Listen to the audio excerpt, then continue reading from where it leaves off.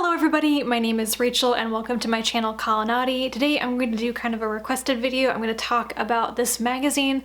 This is the magazine of fantasy and science fiction, and I've shown this in a couple of my videos about short fiction and so on. I've been reading the stories from this and I get questions because it's an unusual looking magazine and I don't think a lot of people are showing the print versions of the short fiction SFF magazines that still exist.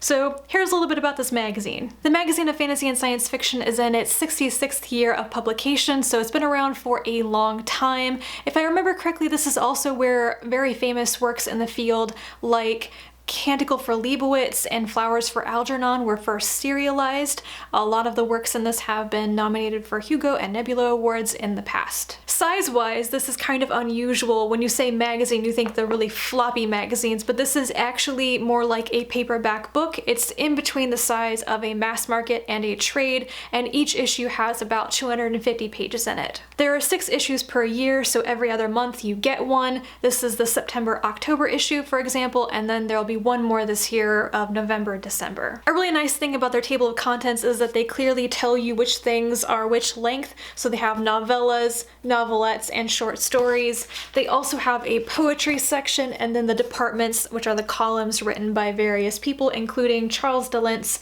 Books to Look For. I personally think that this is heavier on fantasy and softer science fiction and not so much hard science fiction, but like I said, I haven't read that much of it before, and some of the most famous things I know that have been serialized in this are science fiction. I do think that this, like all magazines in the field, it has its own type of SFF, its own types of authors that it publishes.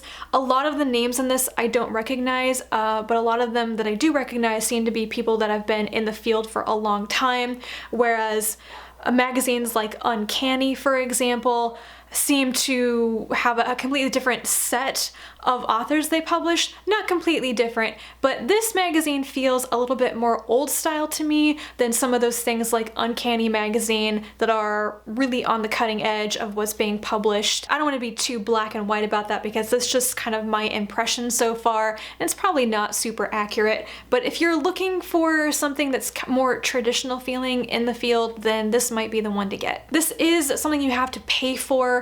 On Amazon, I noticed that there is a free sampler for the current issue, and in that you get one of the short stories and then you get all of the nonfiction department columns, but you don't get any of the other stories, just that one free one. You can get the print version. Like I said, this seems to be one of the few SFF magazines I know of that are still being published in a print format today. A lot of things like Apex and Uncanny and Benny Ceaseless Guys and Clark's World and all of those, oh, and Lightspeed, are online only, they're digital only, but this one is print. And actually, if you know of other SFF magazines that are available for print subscriptions in the US, please let me know because that's something I would probably like to subscribe to. You'll probably be seeing more of this magazine in upcoming videos because I'm going to be reading everything in it in my quest to find the best SFF short fiction that I might want to nominate for the Hugo Awards,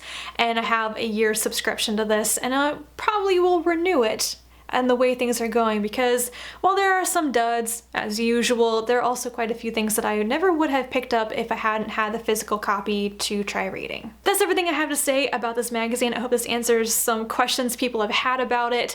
Thank you very much for watching, and I'll be back in my next video. Bye!